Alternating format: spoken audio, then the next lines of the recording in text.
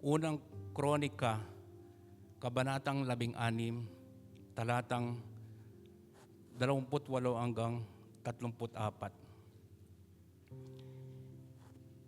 Si Yahweh ay papurihan ng lahat ng mga bansa. Dapat siyang kilalanin na marangal at dakila. Ang lahat ay kumikilalang dakila ang kanyang ngalan. Lumapit ang bawat isa na may hain iaalay. Sambahin ang Panginoon sa diwa ng kabanalan. Sa harap niya'y gumalang ang lahat ng mga bansa. Ang sandigan ng daigdig ay matibay niyang ginawa. Magalak ang kalangitan, ang daigdig ay matuwa. Si Yahweh ay maghahari, ganito ang ibalita. Magpuri ang karagatan at ang lahat ng naroon. Ang lahat sa kabukiray magpuri sa Panginoon. Umawit sa kagubatan ang lahat ng punong kahoy. Si Yahweh ay papurihan sa pagdating at paghatol. Pagkat siya ay mabuti, si Yahweh ay papurihan. Ang pag-ibig niya'y dulot ay tunay na walang hanggan. Let's pray po. Ama namin banal at dakila, kami po'y lubos na nagpapasalamat dahil minsan pa po pinayagan niyo po na pinagsama-sama niyo po ang inyong mga anak, ang inyong mga tinubos para sambahin namin po kayo. Father God, bago po ang lahat, umihingi po kami sa inyo ng pagpapatawad sa aming mga karumihan. At ganoon din po, bigyan niyo po kami ng kababaan loob ang mga nagkakala sa amin. Father God, nandito po kami para ipahiwatig namin ang pag-ibig namin po sa inyo bilang tagasunod niyo po. Ang dalangin din po namin ay lahat ng aming gagawin sa umagang poong ito ay isang masamyong handog sa inyong banal na harapan. Muli po, sa inyo namin pinagkakatiwala ang banal na gawain ito. Ito po ang aming mapanalangin sa pangalan ni Jesus. Amen.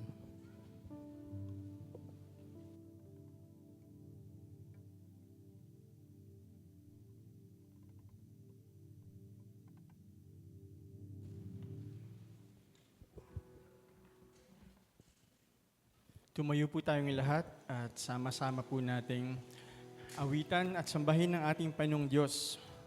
Sabi po sa lyrics ng kanta, no, Tagalogin ko lang po, bago pa man umugong ang mga karagatan at bago pa man umabot ang mga bundok sa nagniningning ng mga bituin, ang Panginoon ay Diyos na. Sabi nga po sa awit, chapter 90, verses 1 to 2, Panginoon naming Diyos, ikaw ang aming tahanan, buhat pa ng simulang lumitaw ang aming angkan, wala pa ang bundok, hindi mo pa nilalang, hindi mo pa nililikha itong buong daigdigan. Ikaw noon ay Diyos na pagkat ika'y walang hanggan. Ang lahat ng bagay po sa ating paligid ay nagbabago, ngunit maaari tayong lubos na manalig sa Diyos na hindi nagbabago. Sa bawat pangakong binitiwan niya, sa bawat pagsubok sa ating pananampalataya at sa bawat agos ng kagalakan at ng ating mga luha, ang kanyang katangian ay nananatiling matatag at tapat. Tulad ng pinapaalala niya sa atin sa Malakay 3:6, ako ang Panginoon na hindi nagbabago sa aking pangako. Sa ang Diyos na walang hanggan, lubos ang kapangyarihan at naghahari sa lahat ng nilalang. Itaas natin ang ating tinig at umawit sa ating Panginoon na siyang noon, ngayon at magpakailanman.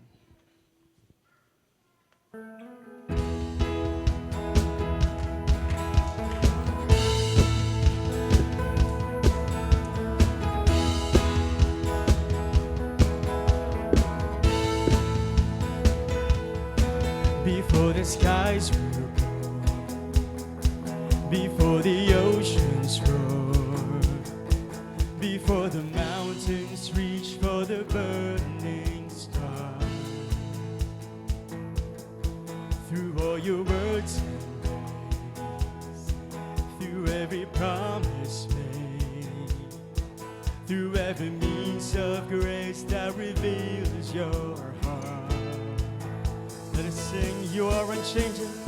You are unchanging, faithful and failing, now and forevermore. God everlasting, sovereign and reigning, now and forevermore. In every season here, in every season here, in waves of joy and tears, in all the ways our eyes only see in part. With every trial we face, with every test of faith, with our eternal hope written in your scars. You are unchanging, Lord God. You are unchanging, faithful and failing, now and forevermore. God everlasting,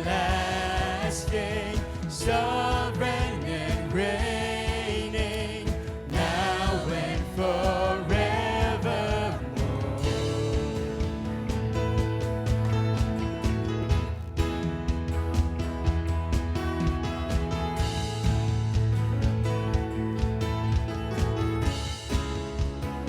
Let us sing when earth and heaven fade, when earth and heaven fade, when shadows loom from faith, when we are home at last in our Savior's arms, then all will be made right, then every tear will dry, then your redeeming light will destroy the dark. You are unchanging, faithful, unfailing, now and forevermore. God everlasting, sovereign and reigning, now and forevermore. You are unchanging. You are unchanging, faithful and failing, now and forevermore. You're God everlasting, sovereign and reigning, now and forevermore.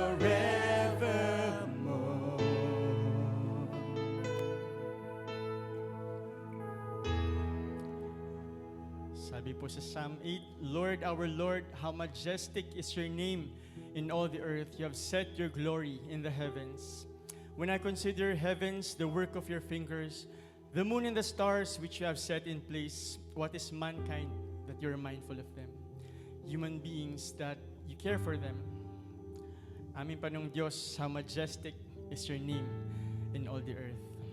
Awitan natin, patuloy nating awitan at papurihan ang ating Panginoon. And let us declare how awesome His ways are and how majestic His name is all over the earth.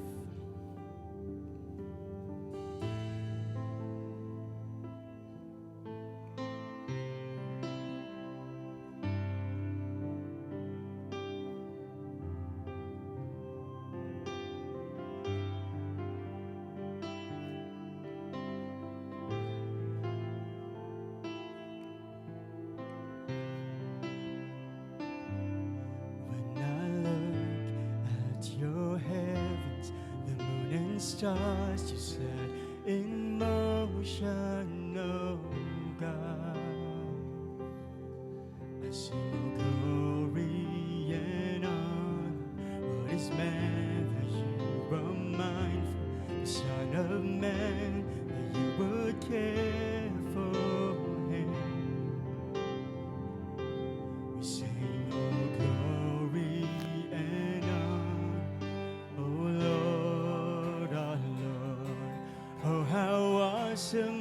your ways. How majestic is your name in all the earth. Oh Lord, our Lord, may we see your kingdom come. Father, may your will be done in all the earth. In all the earth, you give dominion to your children, and you crown them, oh God, with glory and honor. So we sing of your name, live our lives for your greatness, oh God. Your glory and honor, oh Lord, our Lord. Oh, how awesome are your ways, how majestic is your name in all the earth. Oh Lord, our Lord, may we see your kingdom come. Father, may your will be done in all the earth. The earth is full of the glory of God. Come make much of the name above all names. Creation cries out, and every knee bows. Jesus, we crown you.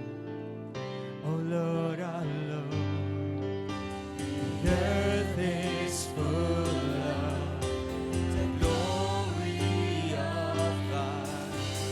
Come make much of the name above all names. Let us all cry out to our Lord God. Creation cries out, and every knee bows. Jesus, we crown. Oh Lord, our Lord. Oh Lord, our Lord. Oh Lord, our Lord. Oh, how awesome are your ways in all the earth. Oh Lord, our Lord, may we see your kingdom come. Father, may your will be done in all the earth. Oh Lord, how majestic is your Lord, our Lord. Oh, how awesome are your ways. How majestic is your name in all the earth. Oh Lord, our Lord, Lord, our Lord, may we see your kingdom come. Father, may your will be done in all the earth. Oh Lord, our Lord, oh how awesome are your ways, how majestic is your name in all the earth. Oh Lord, our Lord, may we see your kingdom come. Father, may your will be done in all the earth. In all the earth.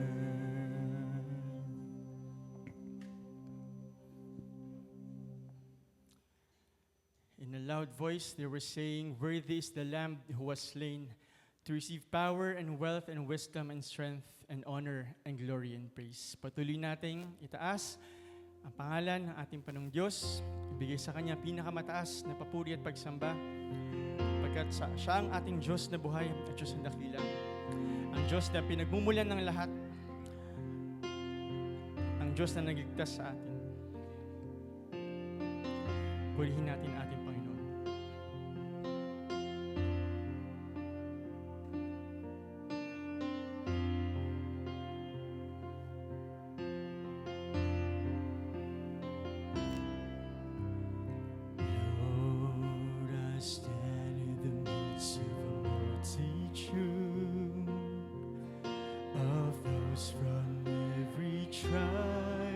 tongue.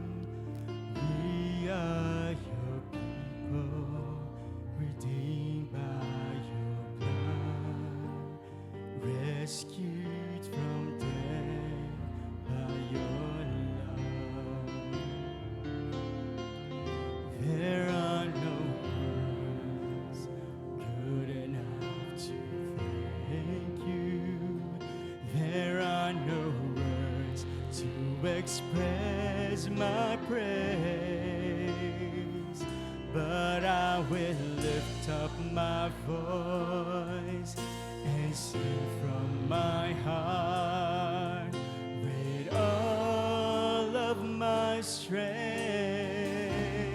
Let's sing hallelujah, hallelujah, hallelujah, hallelujah to the Lamb. Hallelujah, hallelujah. By the blood of Christ we stand. Every tongue, every tribe, every people, every land, giving glory, giving honor, giving praise unto the Lamb of God. Stand by your grace. Lord, we stand by grace in your presence, cleansed by the blood of the Lamb. We are your children, called by your name. Humbly we bow and we pray.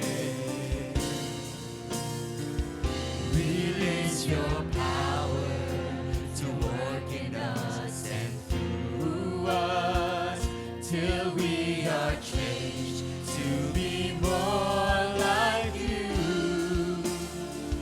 Then all the nations will see your glory revealed and worship you. Hallelujah, hallelujah, hallelujah to the Lamb. Hallelujah, hallelujah. By the blood of Christ we stand. Every tongue, every tribe, every people, every land, giving glory, giving honor, giving praise unto the Lamb of God. Every knee shall bow, every knee shall bow, every tongue confess that you are Lord of all. Hallelujah, hallelujah, hallelujah to the Lamb. Hallelujah, hallelujah. By the blood of Christ we stand. Every tongue, every tribe, every people, every land, giving glory, giving honor, giving praise unto the Lamb of God. Hallelujah, hallelujah to the Lamb. Hallelujah, hallelujah. By the blood of Christ we stand. Every tongue, every tribe, every people, every land, giving glory, giving honor, giving praise unto the Lamb of God. Giving praise unto the Lamb of God. We give praise unto you, Lord. Giving praise unto the Lamb of God. Jesus Christ, Lamb of God.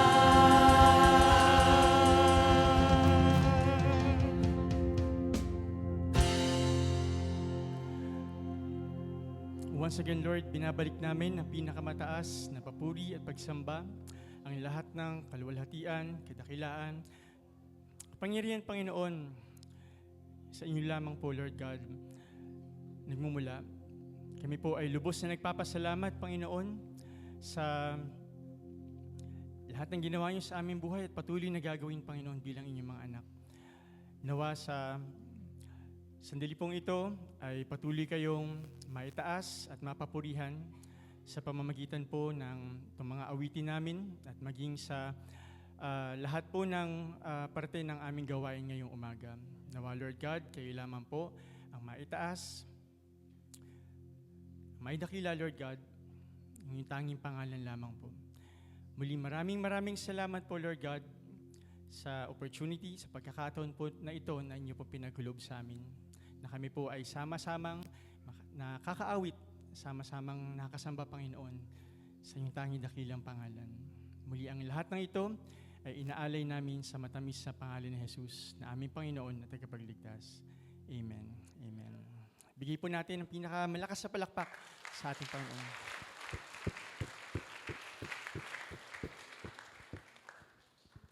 Maaari na po tayo makaupo.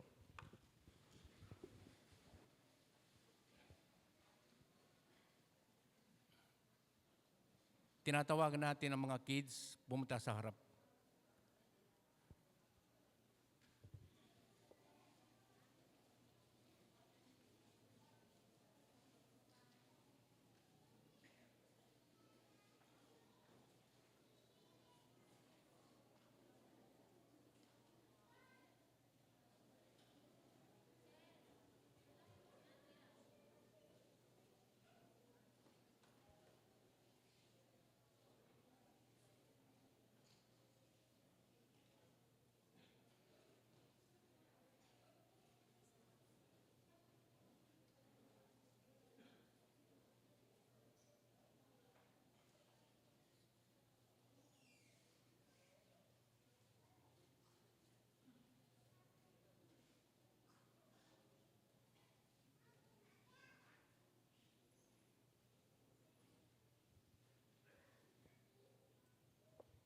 Ipag-pray po natin sila. Ama namin, banal na dakila, salamat po sa mga buhay ng mga batang ito na nasa aming harapan.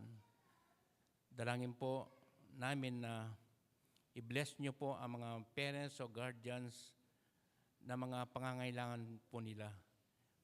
Pangangailangan espiritual at pangangailangan financial po. Ang dalangin din po namin na lumaki po sila na may banal na karunungan para makilala po kayo ng lubusan. At dalangin din po namin, gamitin niyo po ang Sunday School para sa kanilang lumago pa kanilang pananampalataya. Gamitin niyo po ang mga teachers sa mga batang ito na magtuturo po sa kanila. Maraming po salamat. Samahan niyo po sila. Ito po ang aming panalangin. Sa pangalan ni Jesus. Amen. Amen.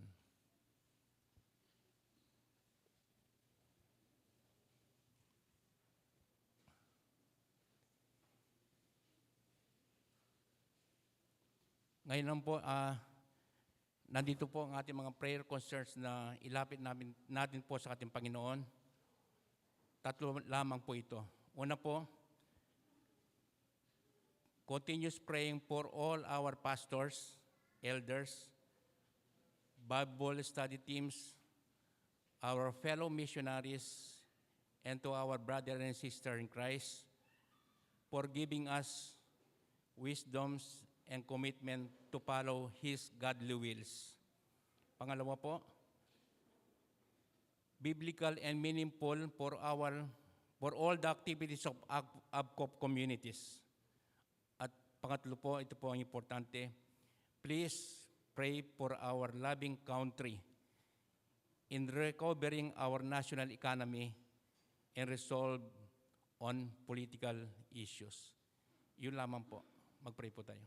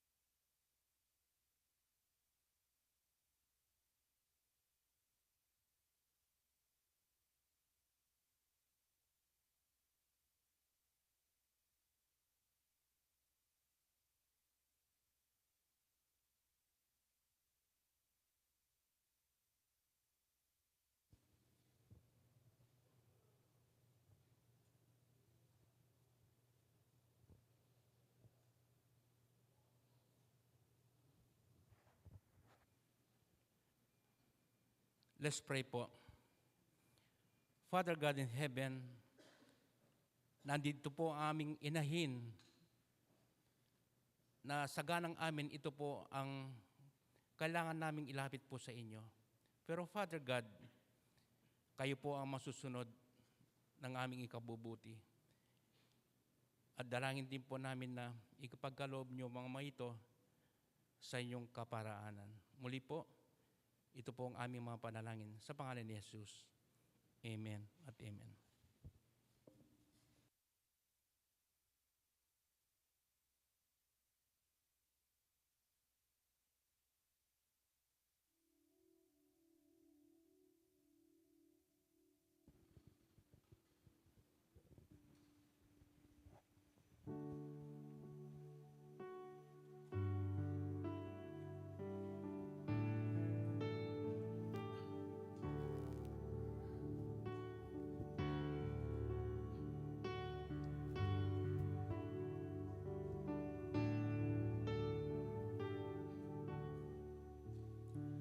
Lord, plant your word deep in our hearts and may it richly dwell. Make us like Jesus and less like ourselves. Our soul sacred sin by your word are made well. Lord, plant your word deep in our hearts and may it richly dwell.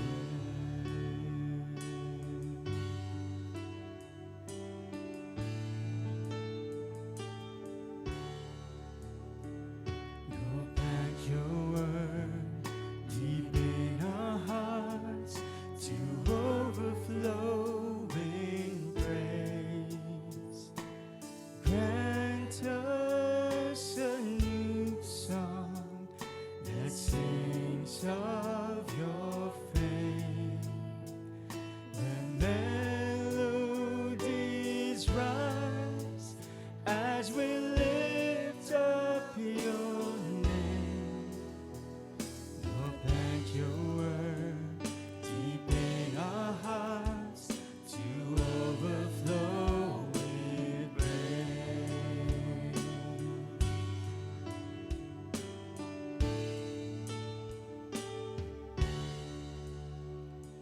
Lord, plant your word deep in our hearts with thankfulness renewed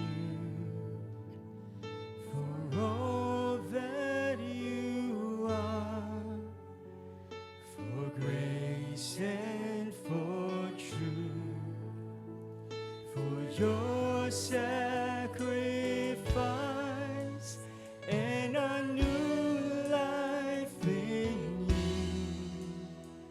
Lord, plant your word deep in our hearts with thankfulness renewed.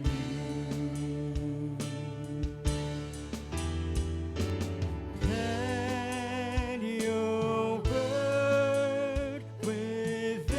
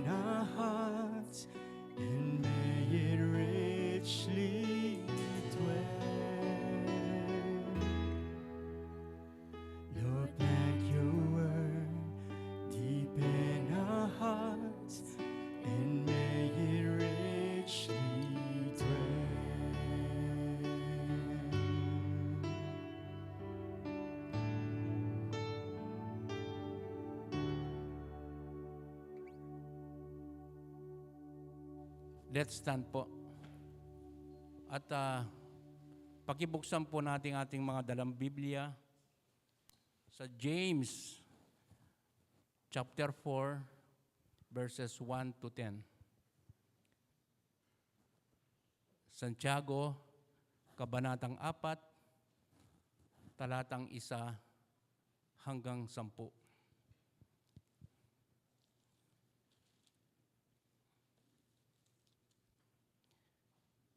Ano ang pinagmumulan ng inyong alitan at paglalaban-laban? Hindi ba't ang masasamang nasa na namumukad sa kalooban ng bawat isa sa inyo at pawang nagkakalaban-laban? Mayroon kayong pinakamimithi, ngunit hindi ninyo makamtan. Kaya't papatay kayo kung kailangan, mapasa inyo lamang ito. Dahil sa inyong pag-iimbot sa mga bagay na hindi inyo, kayo'y nagkakagalit at naglalaban-laban. Hindi ninyo nakakamtan ang inyong minimithi sapagkat hindi kayo humihingi sa Diyos. At humihingi man kayo, wala rin kayong natatanggap sapagkat masama ang inyong layunin. Humihingi kayo upang gamitin sa kalayawan. Mga taksil, hindi ba ninyo alam na kapag kinaibigan ninyo ang salibutan, ay kinakaaway naman ninyo ang Diyos? Kaya't sino mang nagnanais na maging kaibigan ng salibutan ay kaaway ng Diyos. Baka naman ang akala ninyo'y walang kabuluhan ang nasasaad sa kasulatan na napakarubdob ng pag-ibig ng Diyos sa Espiritong ibinigay niya sa atin at ayaw niya ng kaagaw sa ating pag-ibig. Ngunit higit na malakas ang tulong na ibinibigay sa atin ng Diyos sapagkat ang sabi sa kasulatan, ang Diyos ay laban sa mga palalo, ngunit tumutulong sa mga mapagpakumbaba. Kaya nga, pasakop kayo sa Diyos. Labanan ninyo ang dyablo at lalayuan niya kayo. Lumapit kayo sa Diyos at lalapit siya sa inyo. Linisin ninyo ang inyong mga kamay, kayong mga makasalanan. Linisin ninyo ang inyong puso, kayong pabago-bago ang isip. Mabighati kayo, maghinagpis at tumangis. Palitan ninyo ng pagluha ang inyong halakhakan at ng kapanglawan ang inyong kagalakan. Magpakababa kayo sa harapan ng Panginoon at itataas niya kayo. Papuri po sa mga salita ng ating Panginoon. Pwede na po tayo makaupo.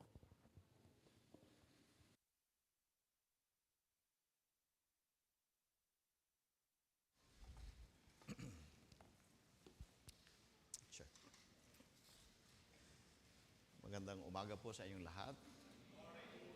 Samahan niyo po ako sa panalangin. Aming Ama, kami po ay nagpapasalamat sa umagang ito. Salamat sa pagkakataon na kami ay sama-samang magbubulay sa iyong banal na salita. Hiniling po namin, O Diyos, ang pangunguna ng iyong banal na Espiritu.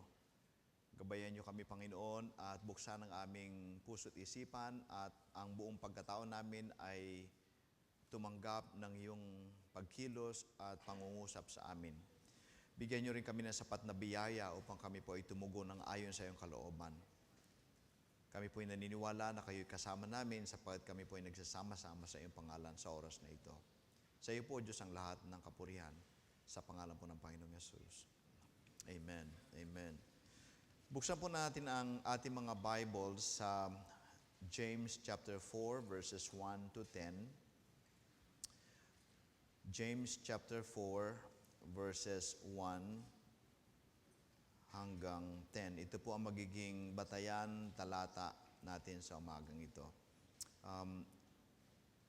Hayaan niyo pong basahin ko sa NIV, pero meron akong kopya din naman ng mabuti o magandang balita, Biblia, at makikita natin kung nariyan na. Yan.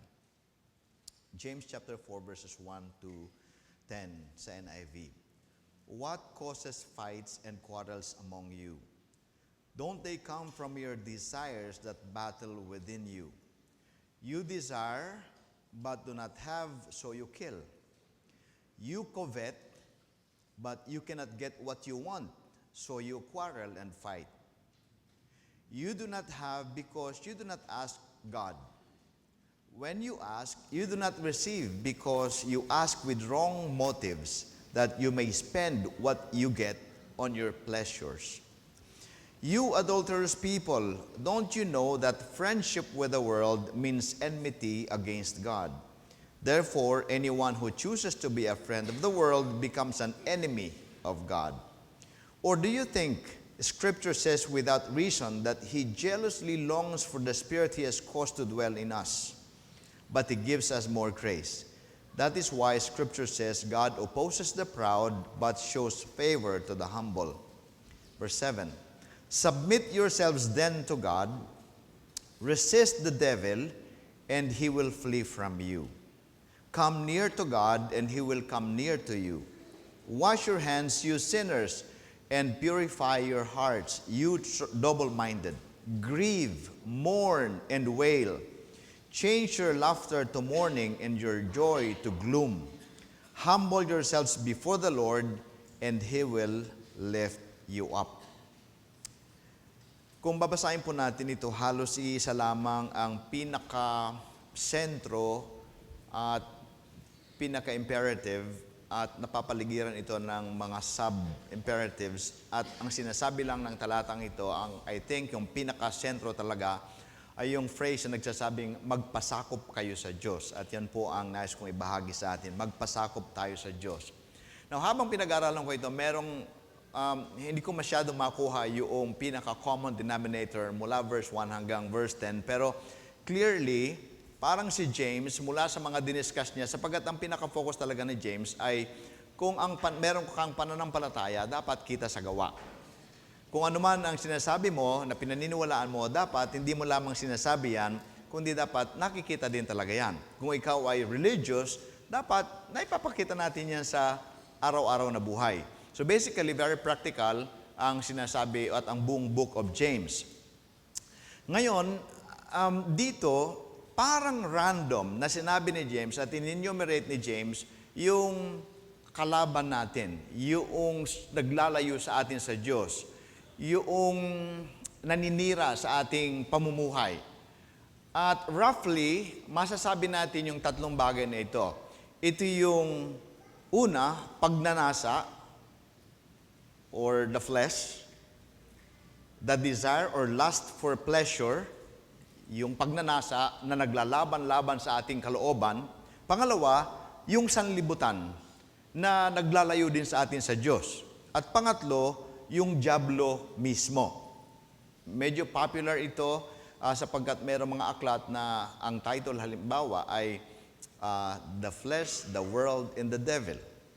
Sapagkat ito talaga yung may tuturing na kalaban ng Christian life. So talakayin po natin isa-isa.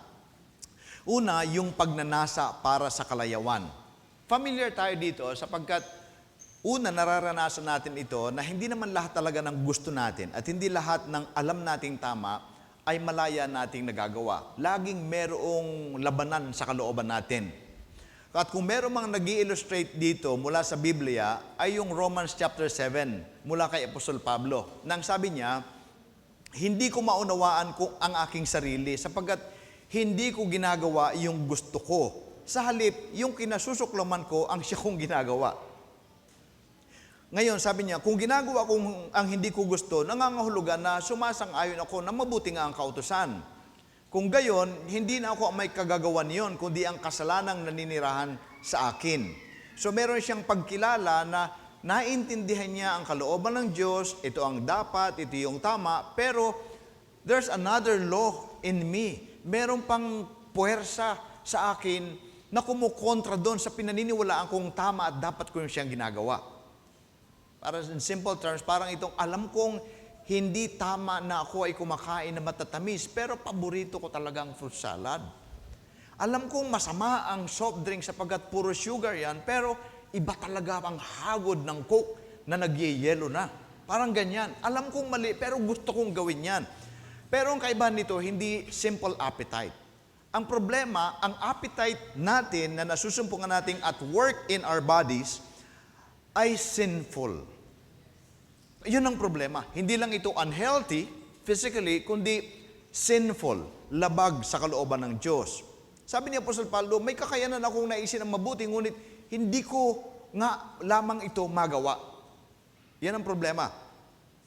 In other words, meron tayong nasusumpungan na paglalaban sa ating kalooban. Ganito ang sabi ng text natin.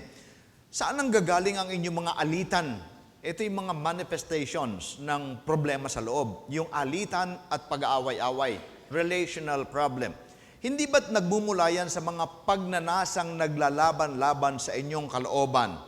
Verse 2, mayroon kayong ninanasa. Mapansin nyo pa ulit-ulit yung ninanasa, pagnanasa, gustong-gusto. Meron kayong ninanasa, ngunit hindi ninyo makamtan. Ang word na ginamit, you covet. Yung covet ay yung pagnanais, strong desire to get something that you cannot get. Kaya't anong ginagawa ninyo? Pumapatay kayo. Aba, matinding pagnanasa yon. Ano bang klaseng pagnanasa na handang pumatay ang tao? Kung hindi matinding pagnanasa yon, hindi magbubunga ng matinding kapagkakasala katulad nito. Sasabihin natin, wala naman akong ganyan, wala naman akong gustong patayin. Mabuti sa atin. Pero sa ibang level siguro, sa mga politiko, halimbawa, sa may kakayanang pumatay, talagang ginagawa naman nila ito. They want something, they cannot get it, they cannot win the election. What do? They kill somebody para wala nang kalaban. Diba? At siguro sa iba't ibang level, iba't iba lang ang degree, but on the same spirit, may ganoong realidad sa buhay ng tao. May mga bagay kayong gustong-gusto ninyo, ngunit hindi ninyo maangkin. Kaya't kayo'y nagkakagalit at nagkakalaban-laban. Hindi ninyo makamtan ang inyong ninanais dahil hindi kayo humihingi sa Diyos. Ngayon, kung humingi man kayo at humingi man kayo, wala rin kayong natatanggap. Bakit? Ano daw ang dahilan? Dahil hindi tama ang inyong layunin. Humihingi kayo, ito yung layunin nyo, upang mapagbigyan ang inyong kalayawan. In other words, meron talagang very strong desire, lust, ang isang tao for something. At ano yung something na yon? Pleasure. Meron siyang gusto. Ano yung gusto niya? Kahit ano, basta magbigay sa kanya ng pleasure.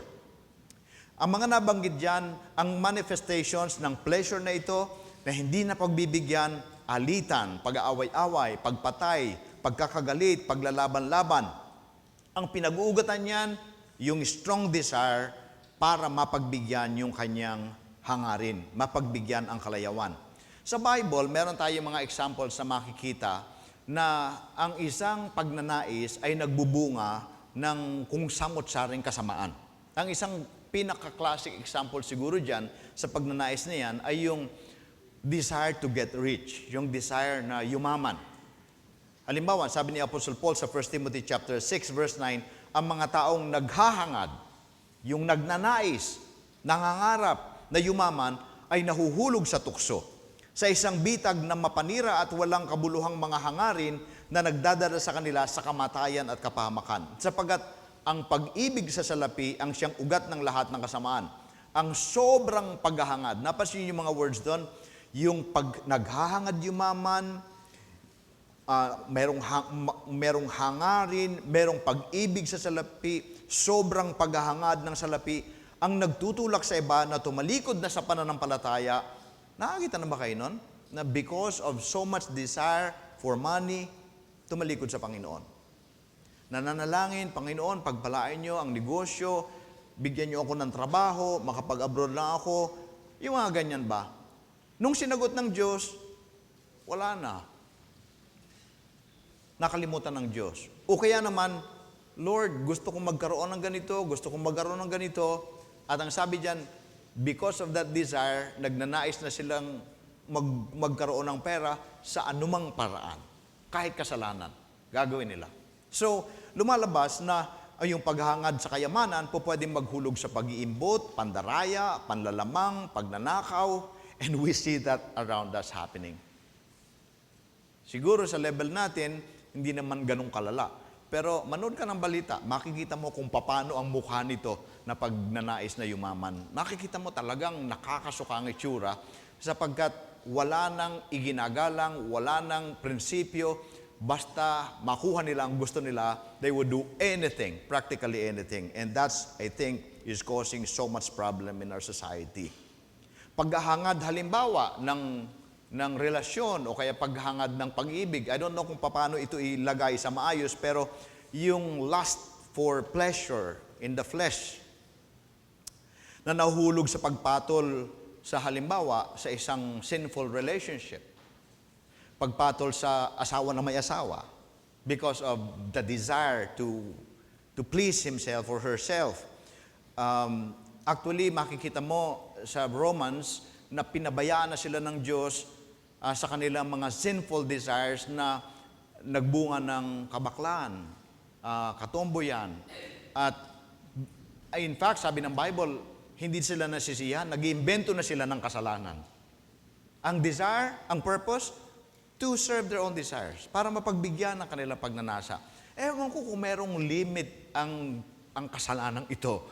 Kasi meron ng binanggit na pagkakasala sa Bible, pero para bang meron pang ibang paraan na mag-imbento pa ng ganitong klaseng kasalanan. I'm not exposed to this kind of sinfulness, pero I think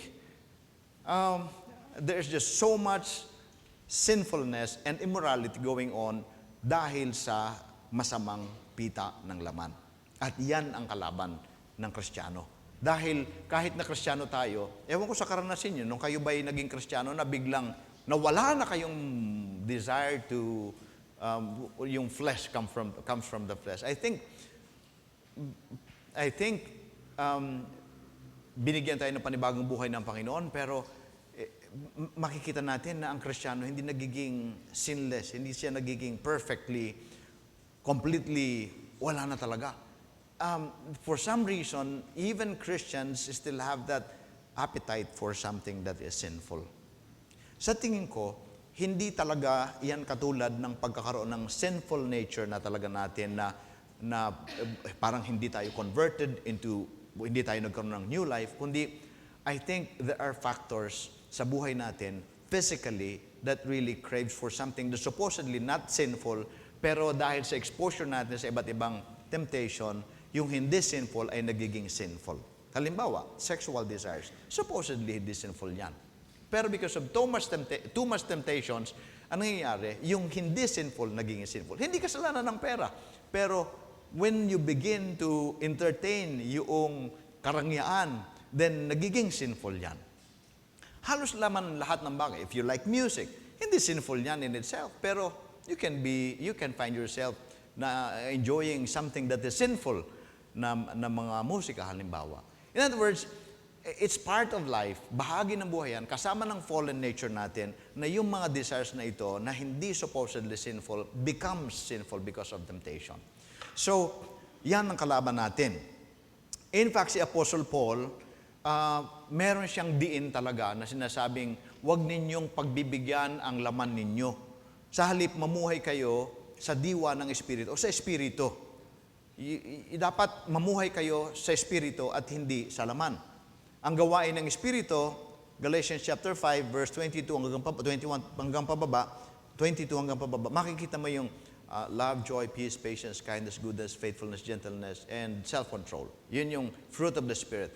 Sa verse 19 ng Galatians chapter 5, nilista niya rin ang gawa ng laman. At ang sabi niya, hindi may kakaila ang gawa ng laman, pakikiapid, kahalayan, kalaswaan, pagsamba sa Diyos-Diyosan, pangkukulang, pagkapuot, pag-away-away, pagsiselos, pagkakagalit at kasakiman, pagkakampi-kampi at pagkakabahabahagi, pagkainggit, pagpatay, paglalasing, walang habas na pagsasaya, at iba pang katulad nito. Sabi niya, binabalaan ko kayo, ang gumagawa ng mga ito ay walang bahagi sa kaharian ng Diyos. Ang punto, yung pagnanasa natin para mabigyan yung ating sarili ng kalayawan o yung mapagbigyan ng ating kalayawan, ang una sa listahan ni James na kalaban natin sa pamumuhay ayon sa kaloob ng Diyos, the flesh. Pangalawa, yung sanlibutan, the world, yung sanlibutan. Verse 4, sabi niya, mga taksil, hindi ba ninyo alam na kapag nakipagkaibigan kayo sa sanlibutan, hindi ito yung mga puno na nilikha ng Diyos, o mga ilog, mga bukid, mga dagat, pag minahal nyo ang beach, hindi yon. Kundi yung worldliness, yung worldly system. Na sinasabi ni Paul na, do not conform to the pattern of this world anymore. Yung sinful world, yung mga gawa na mga hindi nakakakilala sa Diyos, na meron ng sistema sila na mamuhay ng labag sa kalooban ng Diyos, yung worldly system.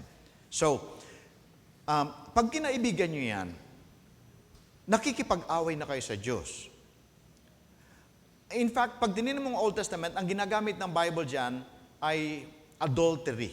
Parang meron kang relasyon sa Diyos, pero nakikipagkaibigan ka at nakikipagrelasyon ka sa sanlibutan, sa kasalanan, sa makasalanan. Adultery yon, pagtataksil laban sa Diyos. Ang sino mang nagnanais na maging kaibigan ng sanlibutan ay nagiging kaaway ng Diyos. Kaya mahirap at hindi talaga po pwede na ang solution when you find yourself being tempted by the world and by worldliness, hindi po pwedeng ang resolution mo is compromise. Hindi pwede sabihin, hindi, okay, Christian ako, pero pagbigyan naman natin ito kasi siyempre, tao pa rin tayo at nanbuo na dito pa rin tayo sa mundo. Wag lang naman sobrang garapal. Kung 1,000,000 ang offer, siguro mga 250,000 pwede na yon. You don't do that. Hindi po pwede na, kaya nga sabi ni James, pag nakikipagkaibigan ka, alam mo, sub-level natin, itong mga typical na natatanong ay ganito, hindi po pwede magkaroon ng boyfriend na non-Christian. Hindi. Sabi ni Paul, hindi ba pwede? Pwede po bang dalhin na lang sa Panginoon? Ang tawag mo doon. Siguro po, tingnan mo naman si ganito, saka si ganito. Itago natin sa pangalang brother, naging Christian naman. Ngayon po, nagpapastor naman. Uy, baka naman po pwede. Alam mo, there is no way na you can make that as a principle in life. Hindi po pwedeng ganyan ang prinsipyo mo. Halimbawa, kung ang resolution natin is to please God, to please the Lord, and at the same time, please the world, or please yourself by being friends with the world, ang kahulugan lang niyan ay pakikipag-away sa Diyos. Ganyan ang logic ni James. Parang either or. Hindi po pwedeng pagsamahin yan. Ang sino mang nagnanais na maging kaibigan ng sanlibutan ay nagiging kaaway ng Diyos. Hindi pwede. That's the logic. Tingnan nyo. Verse 5, huwag ninyong akalain na walang kabuluhan ang sinasabi ng kasulatan na ang Espiritong inilagay ng Diyos sa atin ay puno ng matitinding pagnanasa. Medyo mahirap intindihin itong verse na ito. But I think to put it simply, ang sinasabi ni James ay ganito.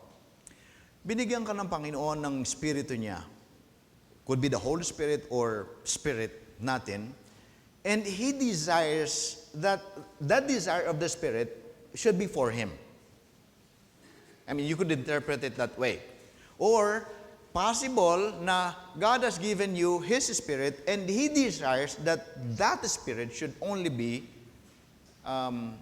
devoted to Him. At ang Panginoon, galit na galit siya kapag ang diwa mo ay napapalayo sa Kanya at napupunta sa mundo. Ang punto ay ang Diyos ay mapanibuguin. God is a jealous God. If you want Him to be on your side, hindi siya papayag na makipagsawsaw ka dun sa mga kasalanan ng sanlibutan. That's the only point.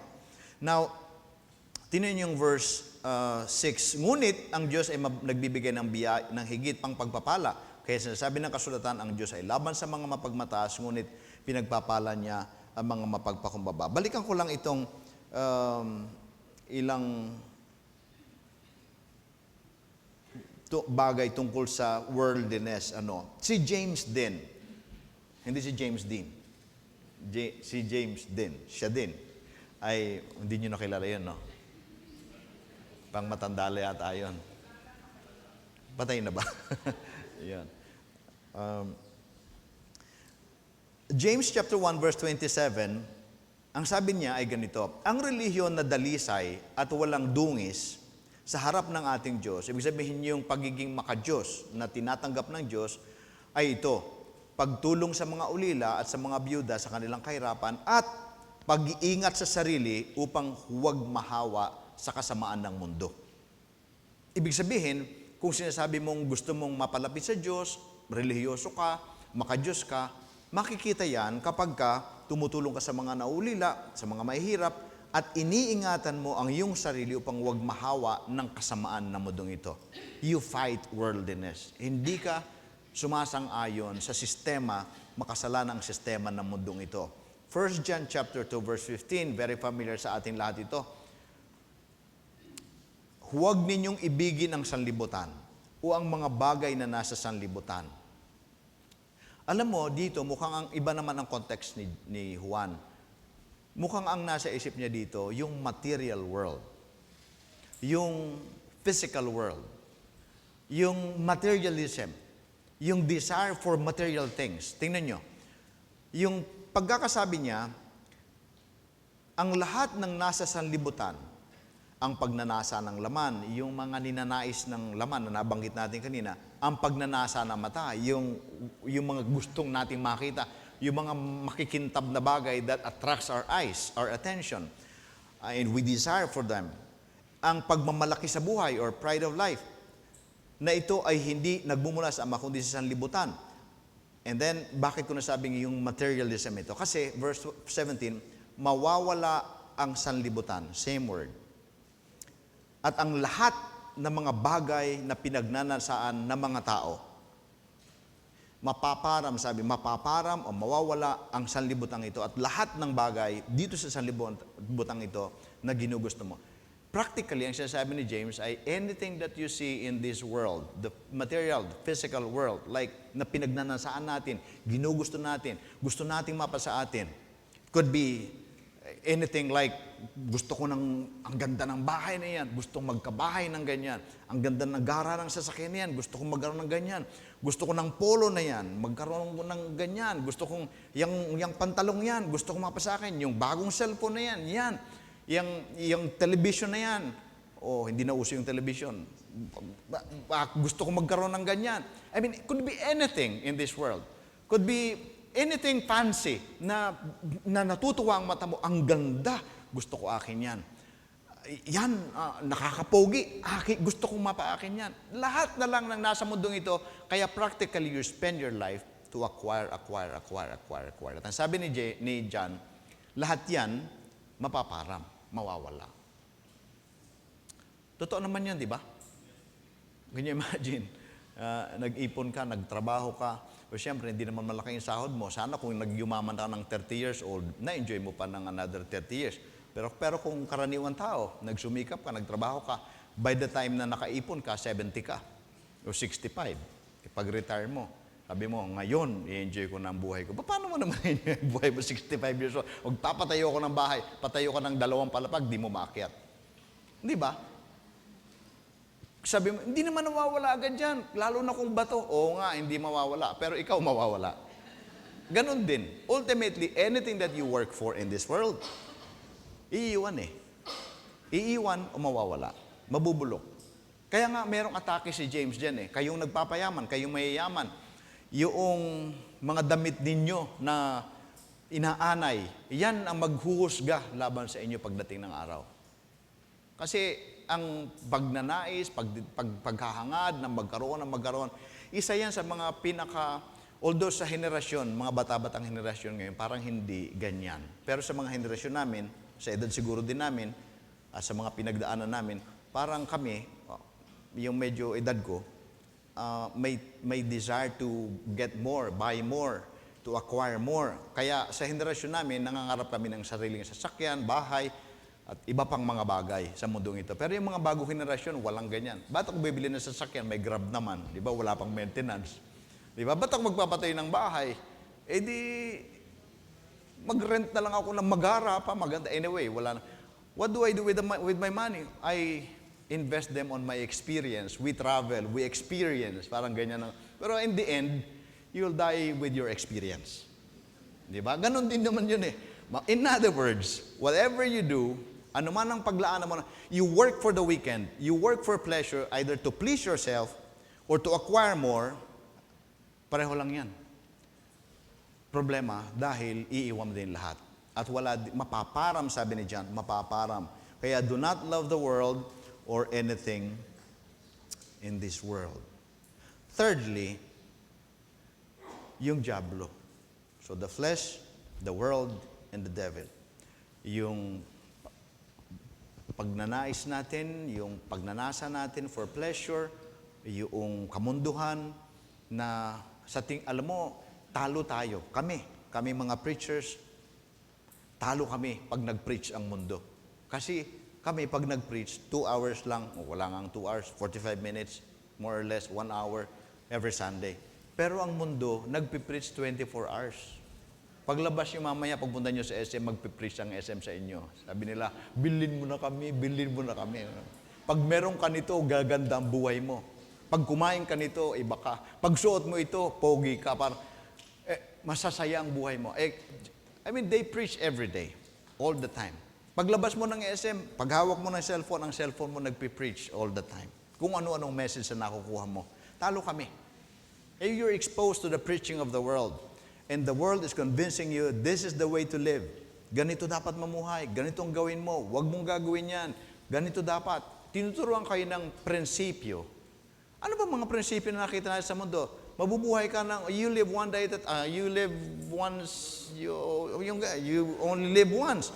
Therefore, eat, drink, and be merry. Because tomorrow you will die. Basically, yun ang sinasabi. Yan ang sinasabi.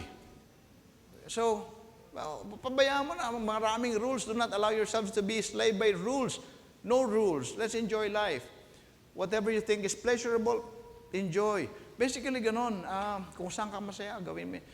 Alam mo, prinsipyo din yan eh.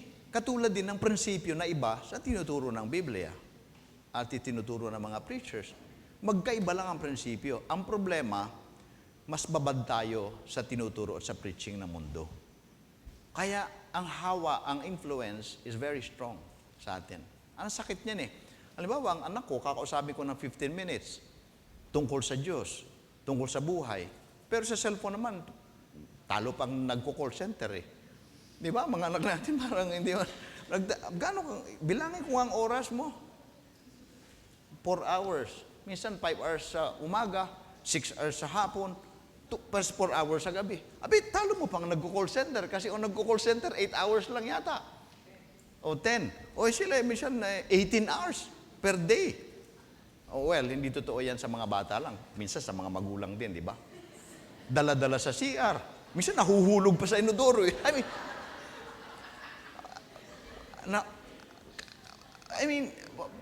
Tapos, magtataka tayo, bakit tayo worldly? Bakit tayo worldly? Exposed tayo to the world and we allow the world to preach at us all the time. That's why we become worldly. Grabe ang exposure natin sa worldliness. And alam mo, magkakaibigan itong tatlong ito. The flesh, the world, and the devil. And the devil uses both, yung dalawa, yung flesh and the world. Yan ang problema. Kaya nga, pasakop kayo sa Diyos, labanan ninyo ang diablo. Alam nyo, labanan ninyo ang diablo at lalayuan kayo.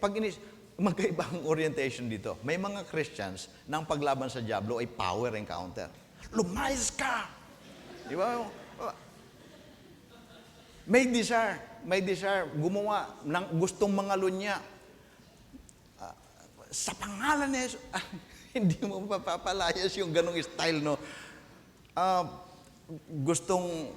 When you're tempted, this is not power encounter. Labanan yung diablo, pero malinaw naman sinabi ni Jesus how to fight the enemy. Si Apostle Paul, pag tinanong mo you wear the full armor of God sa Ephesians chapter 6, makikita mo doon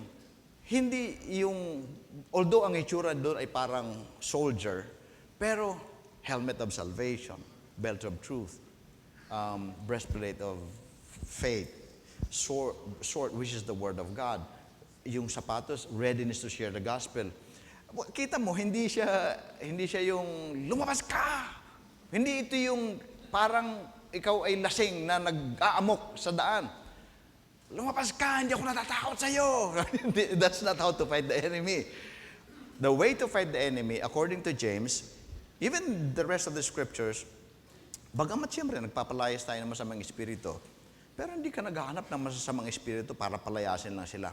The way, especially when you talk about spiritual life, yung Christian life, the way to fight the enemy, ang paraan ng paglaban sa diablo ay ito. Magpasakop ka sa Diyos.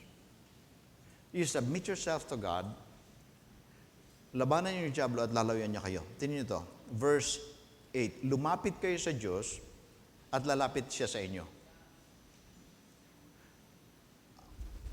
Kalimutan mo na si Satanas, lumapit ka sa Diyos. And that's the way to fight the enemy. Ang na-imagine ko dyan ay magnet. Diba, there are two forces, dalawang magnets, ikaw ay bakal sa gitna. Pag nasa gitna ka, nakikilaban ka, you struggle, pwedeng kahit saan pwede kang mapunta. Pero the moment you get close to one, even if you forget itong force na ito, it will be powerless because you are here, connected. So, kahit kalimutan mo yung pakikipaglaban sa diablo, you'd live your life day after day close to the Lord. In effect, you're fighting the enemy. Nilalabanan mo ang diablo. Lumapit kayo sa Diyos. Another thing, hugasan ninyo ang mga kamay, kayong mga makasalanan, linisin ninyo ang inyong puso. You do away with sin. You do away with sin, and that's how to fight the enemy. Kasi, pag nakikipaglaro tayo sa kasalanan, lumalapit tayo sa kaaway. Pero pagka we confess our sins, we fight sin, we struggle against sin, and we wash our hands, we make our hands clean, and our hearts pure, malinisin ninyo ang inyong puso. Pag ginawa natin yan, ang natural na nangyayari ay nilalabanan mong kaway at lumalapit ka sa Diyos. Verse 9, maghinagpis kayo, umiyak kayo, tumangis. Ito yung mga pleading, ito yung mga command na halos hindi natin naririnig sa churches. Dahil mas madalas ang naririnig natin, tumalon kayo, pumalakpak kayo, sumayaw kayo. Sa Bible, maghinagpis kayo, umiyak kayo, tumangis kayo. Palitan ninyo ng pagluha ang inyong tawanan at ng kalungkutan ang inyong kagalakan. Magpakumbaba kayo sa harapan ng Panginoon at itataas niya kayo. Mga kapatid, ang Christian life is not partying. Ang Christian life is not just about gatherings. Ang Christian life is about living under the lordship of God and allowing Him to rule over your life. You submit to Him. That's how to live our Christian lives. So, yung sinasabi natin na ito, ang paraan ng pagtatagumpay sa kalayawan, sa sanlibutan, at sa diablo ay ang paglapit at buong pusong pagpakumbaba. Mali yung spelling. Pagpapakumbaba ng napagpapasakop sa Diyos. The only way to fight and win against the world, the flesh, and the devil is by submitting ourselves humbly to God. Amen? Tayo po'y manalangin. Aming Panginoon, kami po ay nagpapasalamat sa paalala na ang buhay namin ay buhay ng pakikibaka. Pero ito'y hindi pakikibaka katulad ng karaniwang pakikibaka sa physical o actual na tao na kaaway, kundi ito, Panginoon, ay spiritual at ang tanging paraan ng pakikibaka at pagtatagumpay ay ang pagpapasakop sa iyo. Panalangin po namin, O Diyos, na mangyari nga sa buhay namin ang sinasabi niyong banal na salita na kami po pag nagpasakop sa iyo at lumapit kami sa iyo, lalayo ang kaaway sa amin. Nawa o Diyos, masumpungan niyo ang bawat isa sa amin na talagang namumuhay ayon sa iyong kalooban, nagpapailalim sa iyong kapangyarihan. Nang sa gayong Panginoon, masumpungan namin ang aming sariling matagumpay laban sa mga kalaban na ito. Ito po ang aming panalangin sa pangalan po ng Panginoon Yesus. Amen. Amen.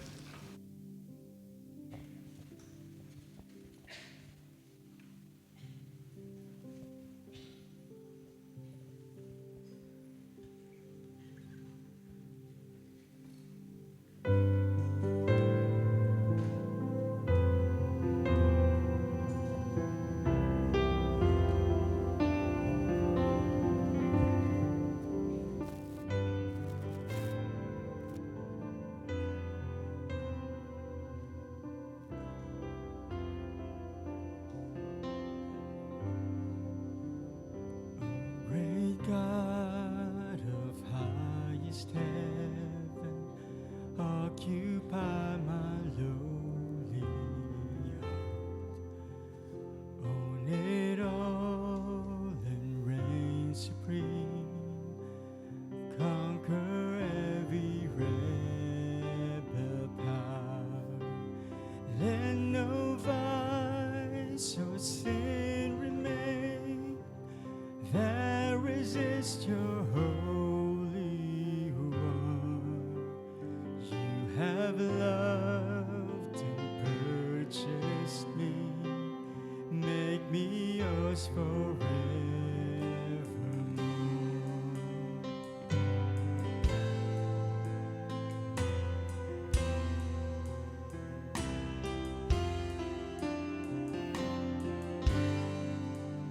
I was blinded by my sin, had no ears to hear your voice, did not know your love within, had no taste for heaven's joys.